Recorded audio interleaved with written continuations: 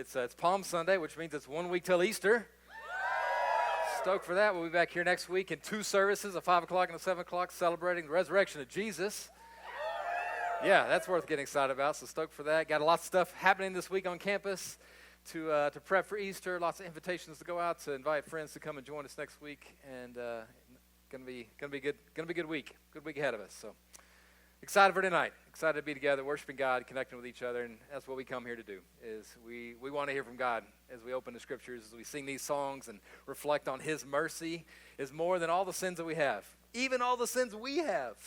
His mercy is more. Love that, and love that we have drums for the first time at West Park this year. Yes, and feeling good about everything tonight. So here's what we'll do. I want to give you a moment before we get into connecting with God more. I want to give you a chance to connect with each other, to talk about what's going on, introduce yourself in case you find yourself sitting next to a stranger. We don't like strangers here, so meet each other. Then we'll take care of that issue. And here's a topic of discussion for you. It is the Easter season, and I would say that the best seasonal candy is Easter candy. We can fight about it, but I would love for you to talk about that. Maybe your Halloween, because that's the candy holiday, but come on, man. You can't beat all the jelly beans that we have available to us at Easter season. They're just so good, so good. So, all right, give you a moment, introduce yourself to the people around you, fight about candy, and then we'll get going here in just a moment. Go for it.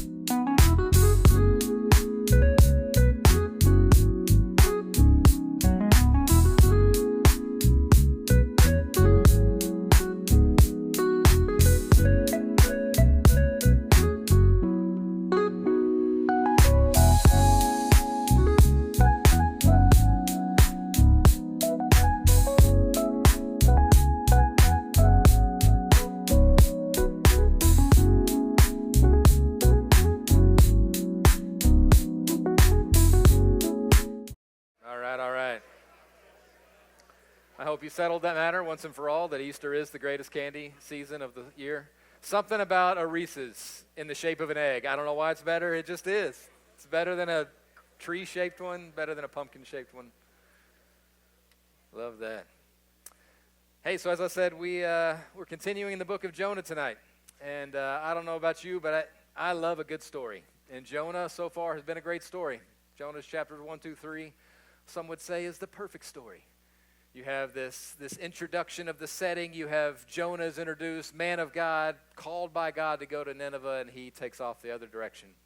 But God pursues him, chases him down, catches him in a fish, has him right where he wants him. Jonah repents, turns, begins to follow God once again, to head out on that mission to the city of Nineveh, where the unimaginable happens. Jonah, as we talked about last week, he goes into that city, begins to preach the message that God gave him, or a version of it, kind of, as we talked about.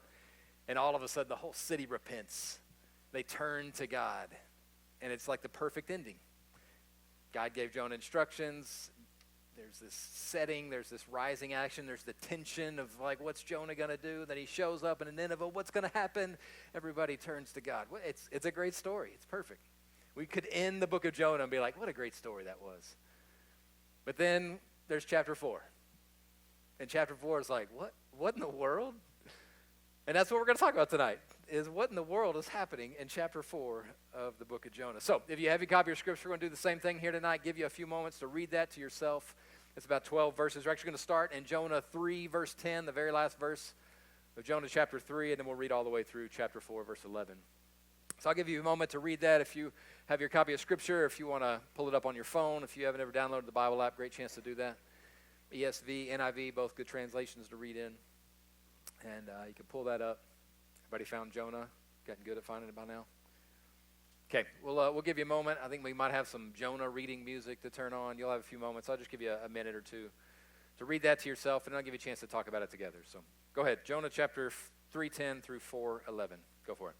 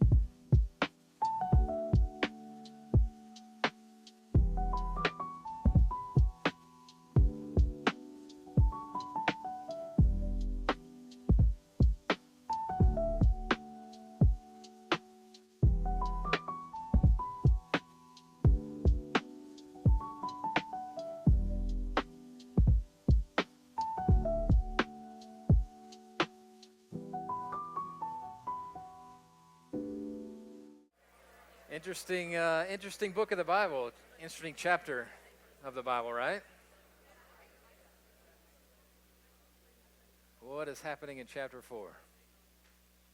I don't know about you, but I read that and I just think, Jonah, Jonah, Jonah, what the heck, man? You ruined our perfect ending. What are you doing, bro? What are you doing? Jonah should have been so pleased about what had just happened in Nineveh. He should have been so stoked for what he got to be a part of, what he got to see God do, how God was glorified through that experience that he had in this foreign city, in this place where he got to be a part of proclaiming this goodness and then recognizing the goodness of God and turning to him, experiencing his mercy that is greater than all of their sin. But he is not. Jonah is angry, begging us to ask the same question that we should be asking ourselves anytime you find yourself angry is, Joe, what is going on? What are you doing? Why is Jonah so angry? Well, we're going to look at that tonight. And we see it, he starts to talk about it right there in verse 2. And so we're going to walk through this passage and kind of see what we see, what the heck is going on with Jonah in the midst of this. Jonah 4:2, it says this, why he was so angry. And he prayed to the Lord, and he said, oh, Lord, is not this what I had said when I was yet in my country? That is why I made haste to flee to Tarshish, for I knew that you are a gracious God and merciful and slow to anger and abounding in steadfast love and relenting from disaster. Now we see it. That makes sense. Jonah's angry because God is so gracious and merciful? That seems strange. He's angry because God is the worst, right? He's just so slow to anger and abounding in love. What is going on? Jonah is declaring frustration with some of God's greatest attributes. He says, this is why I ran away in the first place, because God is good. The reality is that Jonah liked it when God was good to him. He appreciated being saved from drowning by God's big fish. And he liked it when God was good to his people. We mentioned this earlier in chapter 1 that the only other recorded prophecy of Jonah in the Bible is where he's proclaiming that the Israel's borders would be expanded. He liked it when his people were winning and prospering. And he liked it when he got to be the messenger of the good news for them. But now we see God being merciful and loving to people that Jonah did not like. Everything's fine when it's good for him, but when it's good for others, bro straight crashes out, right? Look at verse 3, Jonah 4:3. Therefore now, O Lord, please just take my life from me, for it is better for me to die than to live. And the Lord said, do you do well to be angry? Jonah's so upset that he's lost touch with reality. He says, I just want to die. Brother is so extra. And God asks, is it right for you to be so angry, Jonah? And how does Jonah respond? Well, he doesn't. Look at verse 5. Jonah went out of the city and sat to the east of the city and made a booth for himself. And he sat under it in the shade till he should see what would become of the city. So Jonah just God's like, should you be this angry? And he's like, it's just stones walls him, ghosts him, heads out of the city. It's the same as he did in chapter 1 when God speaks to him. He's like, I'm not talking to you. I'm going to go do what I'm going to do. And he gets outside the city. He sets up camp just outside there where he can watch. Got out his lawn chair, set it up, ready to watch like he's watching fireworks on 4th of July. He just laid back, ready to see what's going to happen. He's hoping that maybe, just maybe, God will begin to see things his way now that he's thrown this temper tantrum. Maybe that will cause God to change his mind. Or maybe the Ninevites will still blow it. Maybe as soon as I leave, they're going to, fall apart and go back on their repentance and go back to their old ways. Maybe God will see that because I think they're dirty people, Joe says, and maybe they're going to blow it, and maybe God will still destroy the city. And God says, okay, if you're not going to talk to me, then I'm going to start messing with you. Verse 6, now the Lord God appointed a plant and made it come up over Jonah, that it might be a shade over his head, to save him from his discomfort. So Jonah was exceedingly glad because of the plant. It's the first time in the book of Jonah where he's actually happy. We haven't seen him be happy yet. But here, underneath the shade of this plant, we see his first picture of Jonah's happiness. He's probably thinking, oh man, I sure picked a good spot to set up camp, to build this little booth to do my thing and watch from. Right here next to this place where this new plant decided to grow up, giving me all this nice extra shade. But it wasn't random, as we know. Jonah wasn't lucky. This was all part of an object lesson that God had planned for Jonah.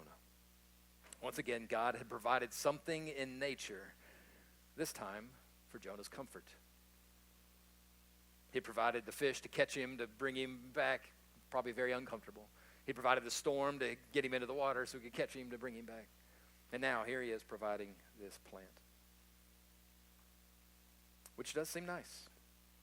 But as you've read, God was kind of rage baiting him here. And so verse 7, But when dawn came up the next day, God appointed a worm that attacked the plant so that it withered. When the sun rose, God appointed a scorching east wind, and the sun beat down on the head of Jonah so that he was faint. And he asked that he might die and said, "It is better for me to die than to live." So Jonah took the bait. And he's back in that dramatic mood once again, ready to die. And then God is like, oh, we're talking now. Okay. Look at verse 9. But God said to Jonah, "Do you do well to be angry for the plant?" And he said, Yes, I do well to be angry. I do very well to be angry. Angry enough to die. And the Lord said, "You pity the plant, which you did not labor, for which you did not labor, nor did you make it grow, which came up into being in a night and perished in a night." Verse 11, "And should not I pity Nineveh, that great city in which there are more than 120,000 persons who do not know the right hand from their left, and also many cattle?" Weird ending. But here you have it. So Jonah has all been out of shape, and God tries to reason with him. He used this object lesson of the plant to show Jonah just how selfish and petulant he's being, and to try to break through to Jonah's hard heart to help him find something more than what he was experiencing. But it ends on this kind of cliffhanger, leaving us wondering what happened. But this ending is intentional. It's unsettling in that it's incomplete, but it makes us think of Jonah, and it makes us put ourselves in his shoes, wondering, if I was there in that scenario, what would I do? And once we're there, thinking like Jonah, then the author, or God, has us, the readers, right where he wants us, thinking about this scenario so that God can speak to us about these same issues and scenarios we find ourselves in even today. So let's go back to the question that we asked there at the very beginning of this chapter. Why was Jonah so angry? Why was Jonah angry? I'll give you 3 reasons that I think that encapsulate what's going on in him, but we can learn a lot about ourselves, as we said, by what makes us angry. Whenever you find yourself angry, an excellent response is to stop, to take notes about what you're thinking, about what's going on inside, about what's happening beneath the surface where no one else can see. When you get angry, when you're mad, when you're ready to yell at somebody, when you're ready to crash out, when you're ready to whatever, you should stop and be like, what is happening, Matthew? What is happening inside of you? Why do you feel this way? Something's happening. You're being threatened. Something's happening. Ask questions. Dig into it. Figure it out. What is stirring you up? Likely there's something very personal, something you are protecting, something that is being threatened. That's why we get angry. It's not always something bad. Sometimes it's a righteous anger. But many times it's not good. It's an unrighteous anger. So what was it for Jonah? As we ponder that, let's ask God, is that what's happening in me too? Number 1, why was Jonah so angry? Well, God was threatening Jonah's reputation. God was threatening Jonah's reputation. Like we said before, this calling to Nineveh, Jonah was a national hero back home, maybe even a celebrity. He had made a positive prophecy about their borders expanding. In this place of public favor, it was pretty uncommon for prophets in his day in the Old Testament. Usually when they were speaking to the people on behalf of God, he was communicating things, spaces where they need to be corrected. He was saying, stop doing it that way. That's normally what prophets would say, is, hey, you need to get back in alignment with God. You are out of alignment. You are out of line. You need to change. And most people don't like being told you're doing it wrong, right? So most prophets were not well liked. Usually this would put them crossways with their king, or at the time, many times it did not end well for the prophet when they would bring their prophecies. But Jonah didn't have that problem at the time. He was probably liked back home by the king and by everyone else. But you can imagine he's sitting there outside the city. He's not going to be liked after this. Can you imagine him getting back home, rolling back into Israel, and Jonah's there, and everybody's like, Jonah, prophet of God, where you been, man? We hadn't seen you in a while. And he's like, yeah, I was in Nineveh. And they're like, wait, what? Nineveh? You mean like our arch enemy, their capital city? That vicious, violent people that are threatening our nation and our livelihood? That Nineveh? Jonah's like, yeah, that Nineveh. Wow. Well, Prophet Jonah, what on earth were you doing in Nineveh? They would have said back to him. And if you went there and made it back alive, bro, what? Did you get to bring God's judgment on them? Did God smite them? They might have asked him. And Jonah, he'd be like, well, not exactly. I preached to them. Oh, man, did you call down fire from heaven? Jonah, is that what you did? And he's like, well, no, they kind of repented, and God kind of relented. And so Nineveh still exists, Jonah? Is that what you're telling us? Our enemy is still doing just fine, and now they're on God's side? Is that what you're saying, Jonah? And you can imagine Jonah. He's like, yeah, that's kind of the story. And then they would be like, Jonah, why did you do that? Why did you do that to us? Why did you sell us out like that? We thought you were the good prophet, and now here you are. Turns out you're just a backstabbing traitor. Jonah, you suck. Come on, guys, let's get him. And then they jump him, right? That's what Jonah's imagining as he thinks about going back home, that everybody's going to hate him for what he's done. How he went and rescued their enemies as opposed to calling down God's judgment on them. Now, we have no idea if that's really what would happen, if that's exactly what he was going through his mind, but it had to have been going through his mind in some way. What will they think of me back home? What will the people that I admire, the people that have accepted me, the people that said I was important or that appreciated me, what about my reputation?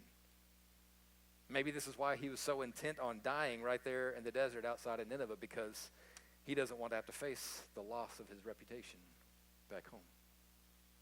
And as we think about Jonah thinking about that, we have to ask ourselves about our own reputation. Maybe you're not in the same scenario as Jonah, but are you going out of your way to protect your reputation among the people in your life that you find important, that you admire, and those who you want to admire you back? Maybe it's people that have accepted you, but you're afraid that if they find out that you're a Christian, that they might reject you and make fun of you or think that you're dumb for believing all that stuff. And so you keep your faith to yourself, trying not to let it slip out. Or maybe there's people in your life that love to hate somebody else like Jonah did. And you've gone along with them, maybe even said things about those people or that person so that you would fit in with your people. And deep down, you know it's wrong, but if you don't go along, then you will be ostracized, not accepted. The reality is, if you follow God, if you give him your allegiance, then sooner or later, that will be challenged. You'll be forced to ask the question, what do I care about more? What God thinks about me or what others think about me? Who do I build my reputation on? the unchanging God of the universe, who sees it all clearly, and who is gracious and merciful and slow to anger and abounding in steadfast love?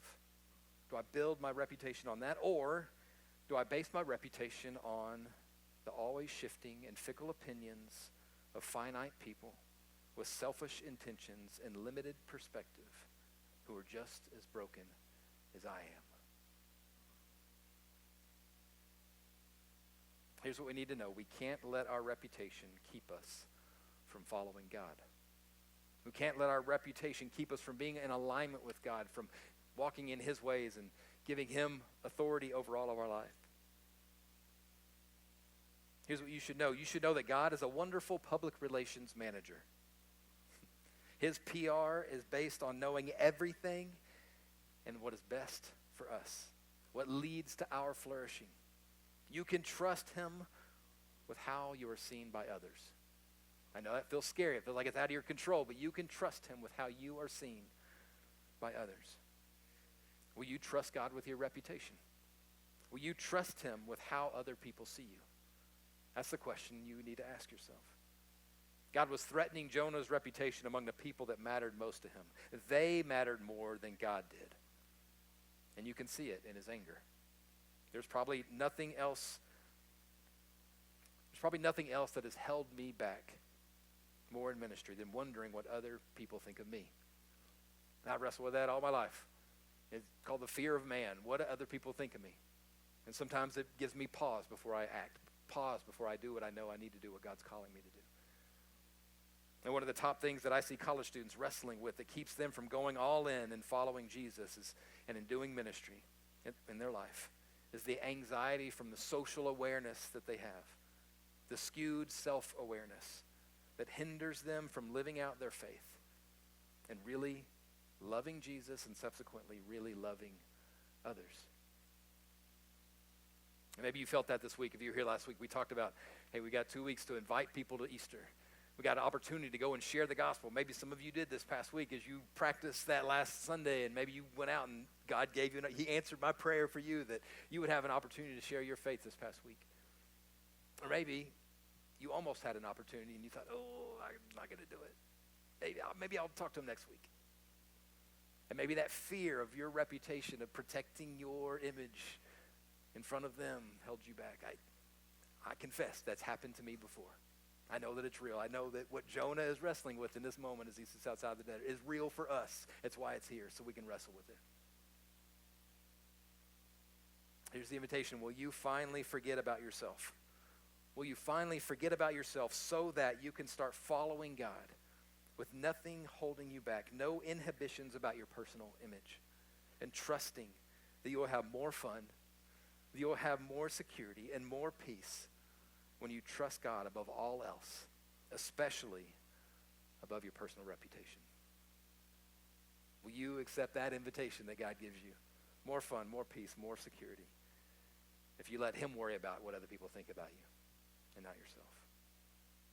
And that brings us to number 2. Why was Jonah so angry? Number 2, because God was threatening Jonah's idol. God was threatening Jonah's idol. This talk about reputation reveals a bigger issue that we all have to battle against. That's idolatry. Jonah is an idolater. Now, idolatry is an issue that comes up often in the Bible, especially in the Old Testament. Usually it involves worshiping a created image or a statue. You're probably familiar with that idea. That's set up to represent a god or a deity of some sort. That one takes, that takes the place, that statue takes the place of the one true God. There's no statues that we worship that represent God for us in Christianity and what's communicated here. But there's lots of this in the Old Testament. The nations around Israel at the time, this was common for them. Idolatry is right there in the Big Ten, the 10 Commandments. Don't worship idols, it says right there. And we may be asking, but where are the idols in the story? I don't see Jonah bowing down to any statues. In fact, he prays in chapter 2, he prays against those who do that, bow down to other gods, to other idols. He thinks that this is a those people issue. Those people are the one who are the idolaters, but he's blind to the fact that he has his own idolatrous issue. In our time and in our culture, it has less to do with bowing to statues, but the underlying issue is still the same. For us, and here's something for you to write down, idolatry is building your identity on something other than God. Building your identity on something other than God, or when you love something more than God. That's idolatry. Building your identity on something other than God, or when you love something more than God. Jonah's idol is that he loves his racial identity, his nationality, more than God. Now, we all have an identity, like Jonah does. It's how we see ourselves. Our internal dialogue says that I have worth because blank. And you fill in that blank. Jonah would fill that blank in with, because I am an Israelite. Because I'm not one of those people. I'm one of these people. I'm one of God's people. That's how he would fill in his blank. That's where he found his worth and his identity. And the Ninevites threaten what he loves most. They threaten his people, his nation, his identity. So he hates them. And this is where we have to take a step back and check ourselves. What is it that you find your identity in? How would you fill in that blank? I have worth because. We tend to fill it in with our major or our profession when you get a job. Maybe where you're from, or who you spend time with, or where you live, what house you're in, or what you're good at. Again, we all do this, and it's not inherently bad. It may just be a list of facts about us. But remember our definition of idolatry. It's when the baseline, the foundation of our identity is something other than God, that you begin to worship that identity marker instead of God. Begin to love that thing more than you love God. That thing about you becomes what is most important to you. And you know that you're worshiping that thing. You know you're worshiping that idol when you are sacrificing your time and your money and your attention to maintain that relationship, to maintain that identity. Your idols are often what you've had success in and what people compliment you for. So then, when that is challenged, you get mad. So when someone is better at you than that thing that you found success in, well, you have to be careful. Sometimes you find yourself hating that person. Oh, I used to be the fastest. I used to be the smartest. I used to be the best looking in this group of people. And now she's here. Now he's here. Something about him I just hate, Because it's threatening this thing that you found your identity in. And likely, if that's present, then you have unforgiveness towards others about that thing. When someone threatens your identity, you hold a grudge. You have bitterness and jealousy and hatred towards them because they have stolen part of you, your identity. You're also often find your identity or your idols in what the person or the people that you care most about think about you. So you build your identity on that. And this is where your reputation comes into becoming idolatrous. So maybe your parents are proud of you and your scholastic achievements. So now your identity is built in your grades. I'm the smart one. I've got to have the grades because that's who I am. If I don't have the grades, my parents may not even like me anymore, and nobody's going to tell me, hey, good job on that grades. I can't believe you did so well in your classes. We do this in our dating relationships and romantic interests. It starts with something small, like that guy or that girl tells you, hey, I like that shirt. And now that's your favorite shirt. And your roommate's like, hey, can I borrow that shirt? And you're like, no, that's my favorite shirt, and you cannot borrow that shirt because he said that's his favorite shirt. He likes it. Or she said she likes that shirt. Now it's like, oh, I love this shirt. I might worship this shirt. Or it continues on, and that boyfriend or girlfriend says, I love the way you make me feel. And now your identity is built on making them feel a certain way. I hope you see how dangerous that can get. The trouble is with that is when your identity is built on a person other than God, then it puts us in a dangerous place to be used by that person or those people. Idolatry leads you to lose sight of what is most important about you, what God thinks of you. When you rest in the fact that God is loving and good and he loves you and wants you and is pursuing you, then the things of this world, they lose their grip on our identity. When God is the baseline, when God is what you admire, when God is who you want acceptance from, which you have in him, in Christ, then all the things of this world, these other idols that are clamoring for our attention, these other gods that want us to worship them, whatever it may be, begin to lose their grip. When we're able to identify ourselves as a son or daughter of God and care most what he thinks of us than the controlling desires of others that others have for us no longer dominate our motivations. But when we make our idols our God, we lose ourselves to something that is imperfect and can never live up to our greatest needs and desires. Only the one true God can do that. Another way to say that is idols are things we desire pleasure from more than God. Things we seek refuge in more than God. So if you have a bad day, what do you run to cope with the pain, with the hurt? What's the thing that you try to seek pleasure in when you experience something negative? That might be a sign of what your idol is. Your idol could be a relationship, even having fantasies about being married one day. Your idol could be sex or money or substances or success and power and influence. Or like Jonah, where you're from, your race, or simply a group of people you're a part of. It could even be your church. Resonate Church could be your idol. You could worship Resonate Church and want Resonate Church to give you your significance and give you security and give you your identity. You may want me as your pastor. I cannot be your idol. That would be weird. But I can't stand up under that pressure. I'm flawed. I'm broken. I want to point you to the one who is worthy of worship, and it ain't me, and it ain't us, and it's not this church. We don't worship this church. We worship God. That's why we gather together, so we can all have our minds and our hearts stirred and directed towards him. Again, all things that are not inherently bad in that list of things. And most of them are actually good.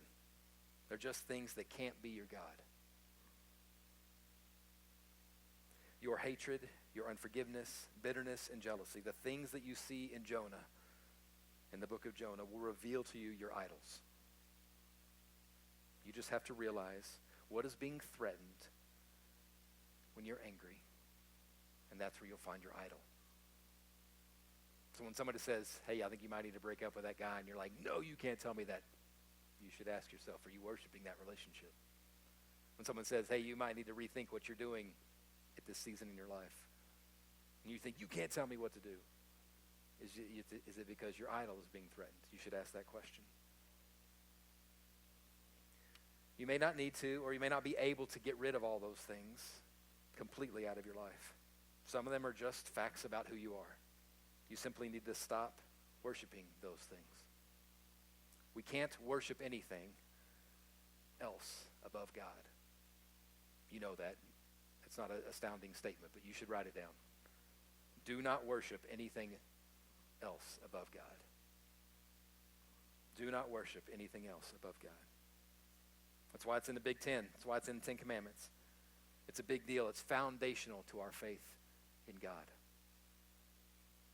A story about myself when I was in college. When I was your age, I was involved in a Christian organization on campus. And it was this Christian club. And my junior year, I was invited in to be the president of this club.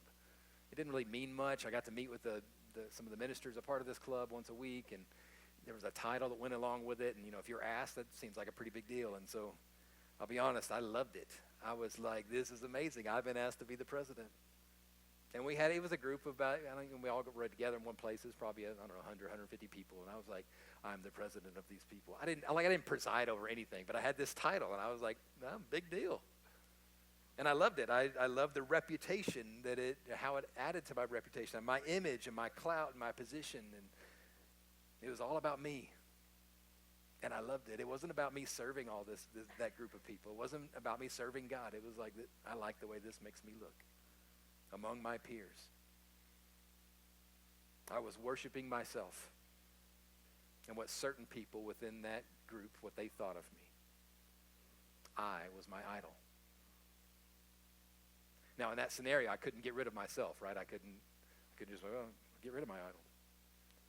But what I did recognize I needed to do is that in that junior year, I've talked to you guys about this, like God was transforming my mind and my heart, and I was being changed. And I was like, I think there's something wrong with me.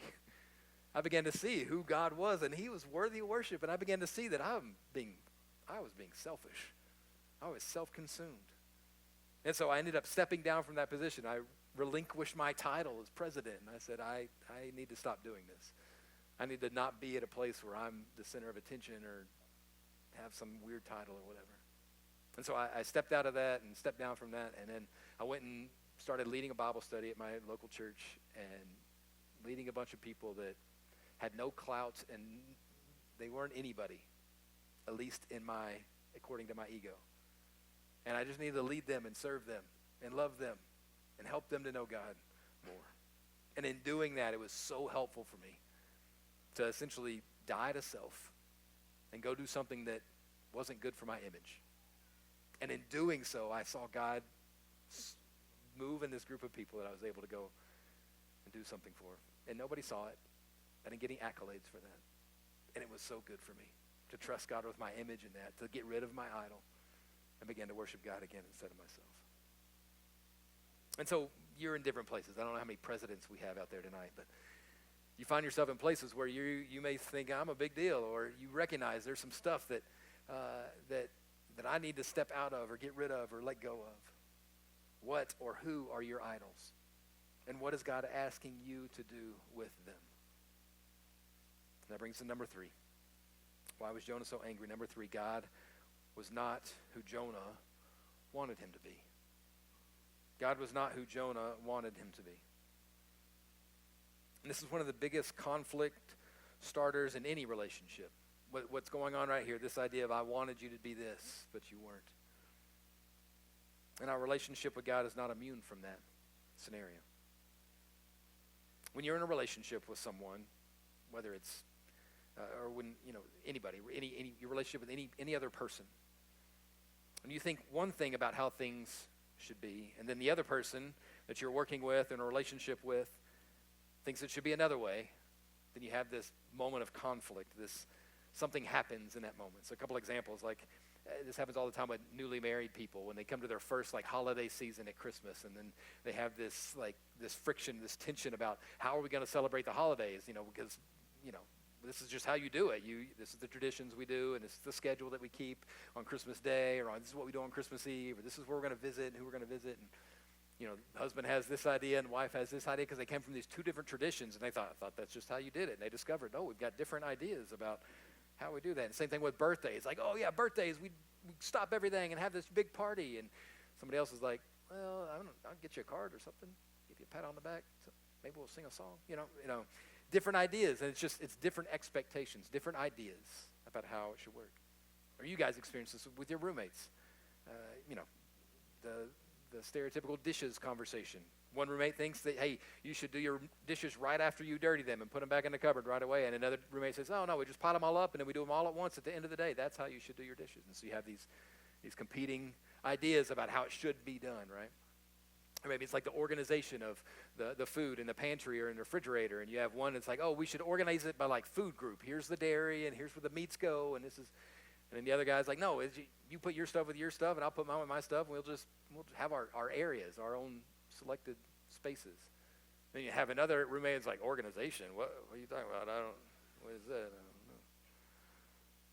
Or maybe you're in a group project and here it is, we're mid-semester and starting to get into it. And you're like, all right, how are we going to do this together? And there's one person that thinks this is how we should do it. Somebody else thinks it should be done this way. And so then they battle it out. And finally one of them, is like, this is how we're doing it. And then there's somebody else in the group's like, I don't care. That sounds great. You just do it all. I'll take the grade. That stuff happens. And you have this conflict of people in relationships think things should be done a certain way. These are regular occurrences that are normal part of being in relationship with each other. And we often call them expectations. I expect it to go this way. And when it doesn't go as I expected, well, then I get disappointed. When it doesn't go as I expected, I get frustrated, I get angry. And it's one thing when it's about stuff and organization and schedules, and it's a whole other thing when it's about a person. Yeah, I thought you were going to be like this. I thought you were going to act like I wanted you to act. I expected you to be different than you are. When this happens, it's called disillusionment. You have an illusion about who someone was, and then you found out you were lied to, either by them, or you were lied to by yourself because you were ignoring the signs, because you wanted them to be who you expected them to be. Or someone else lied to you, either intentionally or unintentionally, about who they were. And when that happens, when the illusion falls apart, you find yourself disappointed and frustrated and angry. And this happens all the time, all the times in relationships, and many relationships come to an end because of it. And if the relationship is going to make it, usually one or both sides have to have some humility and say, hey, I'm sorry that I had some expectations on you. I'm sorry that I had some expectations on you that I never told you about, or that you could never live up to. Hey, I'm sorry that I had expectations that this is how we do the dishes. I'm sorry that I created that conflict because I just had different ideas. Let's talk about this and talk about what do we want to do, not just what I want to do. Or, hey, I'm sorry I expected you to take care of my loneliness issue. And there's no way that you could ever do all of that for me. And I put too much on you, and I expected more than you were even capable of delivering. And so it takes someone being humble and saying, hey, I expected somebody that wasn't fair. Or it takes, I'm sorry, I misrepresented myself, and I created an expectation for you. I created expectations for you that weren't true, and now I've created this gap of mistrust. Because of what I said or what I did, you thought that this is who I was, or you thought this is what I was doing, what I was going to do towards you. And that just wasn't true, and that's my fault. And I've created this distrust now. And I need to apologize for that. And if you'll forgive me, maybe we can start over and figure this out. That's how mature people handle those situations in relationships. Somebody humbles themselves. They recognize where they messed up. They recognize where they either had expectations that were uncommunicated or they created expectations in some way. And then they've talked that out. And they apologize and they work it out. You may be asking, what's this have to do with Jonah and God and us? Well, Jonah was doing the same thing with God, and we do it too. Jonah thought God should see things the way he saw things. He expected God to want to handle the Ninevites the way he wanted to handle them. Burn them down, right? So when God didn't do what he wanted him to do, he was angry. Jonah was shaped by his nationalistic pride and priorities. And he really wanted God to align with him. But that's not how God works.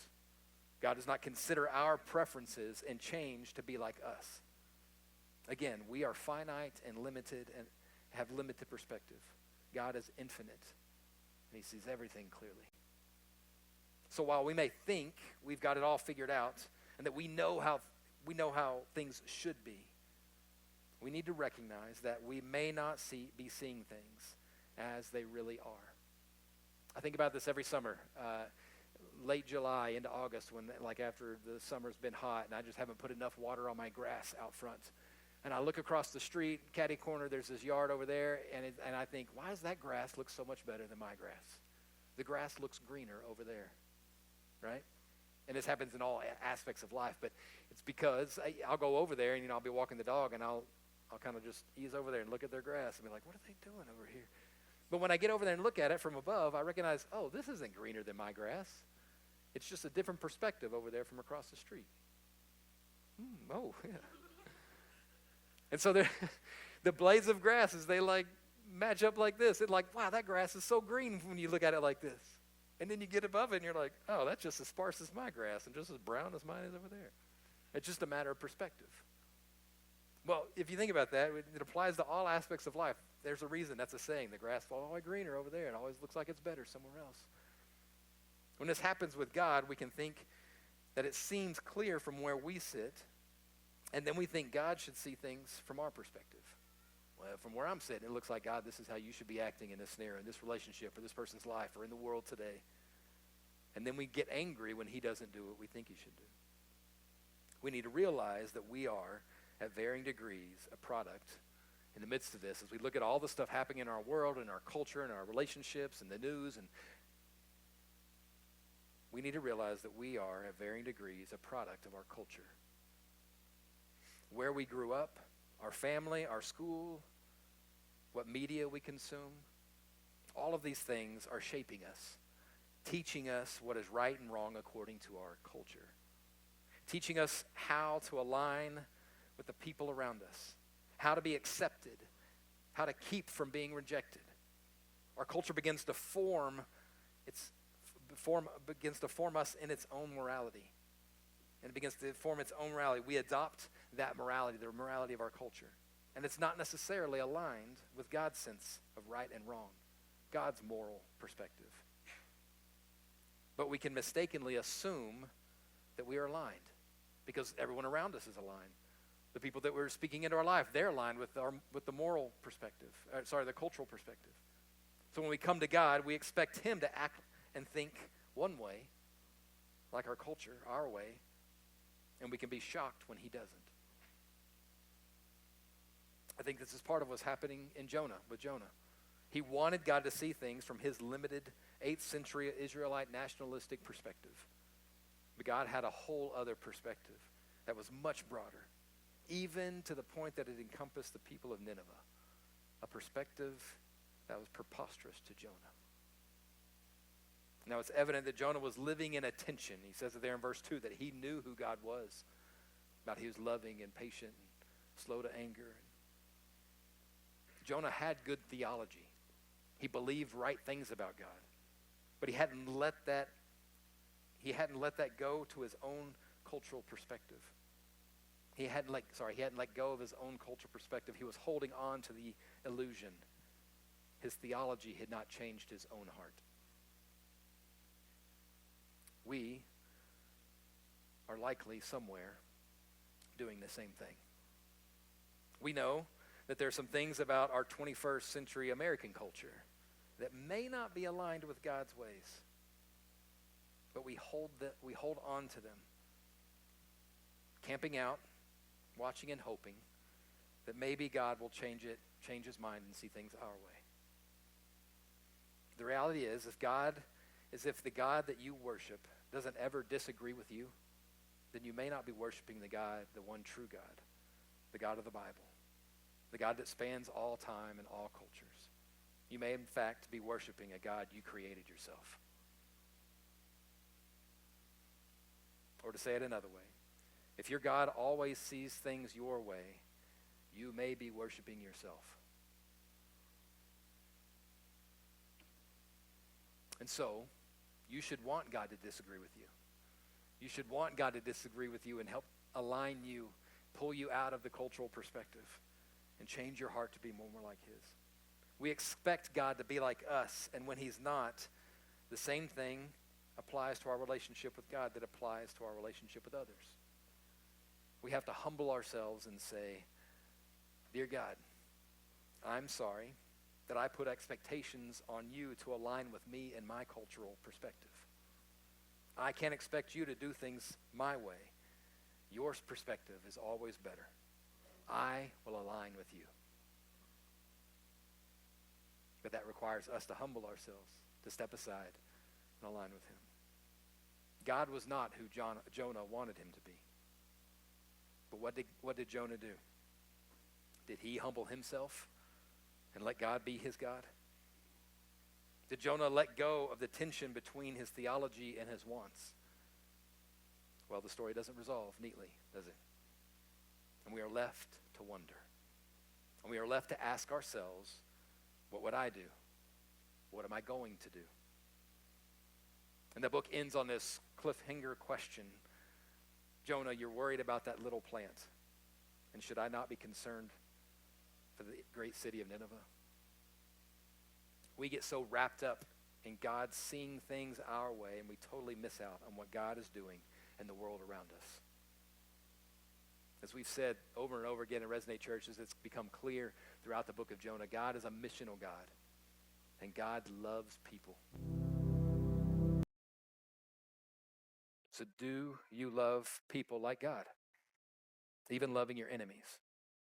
Or are you selective in who you love, like Jonah was? Are you more concerned with yourself and your personal perspective and your comforts, like Jonah was, than you are about real, live people? One more thing to write down. God longs for you to see things the way he sees them. God longs for you to see things the way he sees them so that you can join his mission to share his grace and love with the world. He's got something for you. He's got a purpose for your life.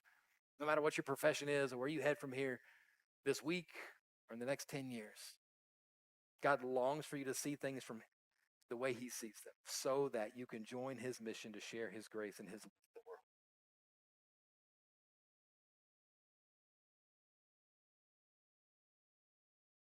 So what happened to Jonah? I think he gets it. I think something happened after this scene finishes. At some point, I think he turns around. How do I know?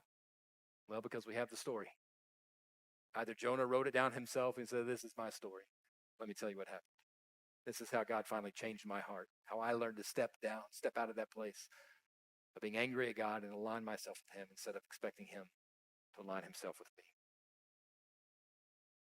The sign of someone who gets it, who's in alignment with God, is they're willing to accept their own faults, to recognize they messed up, even tell other people about them, so that they can tell of the goodness and greatness of our gracious, merciful, and loving God. And that's what we see Jonah doing here. He's like, you guys got to know this guy. He's amazing. Even a hard-headed punk like me, he even accepted me back. And he's telling us that story, urging us to have the same response, inviting us into the same response to a gracious and loving God, merciful God. So what are you going to do? Will you let go of your reputation? Will you let go of your idols and be willing to see God for who he really is instead of a version of him that sees things your way? That's the invitation today. Let's spend some time talking about that. I got a couple questions for us. First one's our same one that we ask every week. What is God saying to you tonight, and what are you going to do about it? Maybe that clarifies the question that you need to be asked right now. What is God saying to you?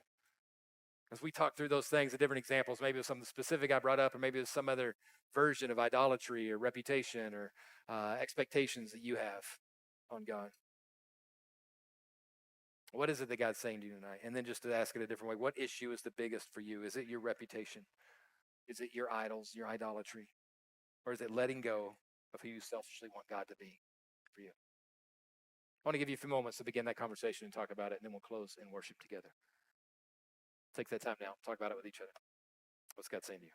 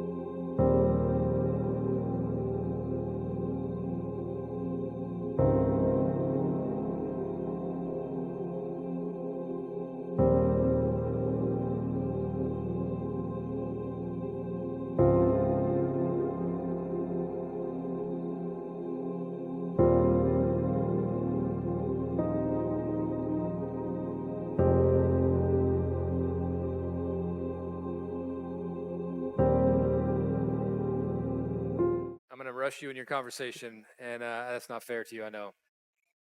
There's a lot probably going on in this. There's a lot. It's a part of this conversation. Because this is, again, we're dealing with stuff that's beneath the surface. There are idols, and those things you don't get rid of those things easily. This is your reputation we're talking about here. This is the expectations that you thought it was going to be a certain way, and you're beginning to discover like God has different expectations. And those things, those shifts can be jarring, can be alarming. And so I don't believe 3 minutes of conversation probably got you where you wanted to be, and maybe you were uncomfortable the whole time anyways. You're like, just hurry up and get this over with because I don't want to talk about this out loud. As we worship, the band's going to come up and lead us in 2 more songs. And I want to lead you in something. This is a meditative way to embrace difficult things like this. So if I could ask you, just go ahead and stand up with me. And just put your arms out in front of you, like kind of just not like a zombie like that, but like just at your side, but kind of out in front of you. Can you see that? See that? Just do that. Palms down. Go ahead and close your eyes.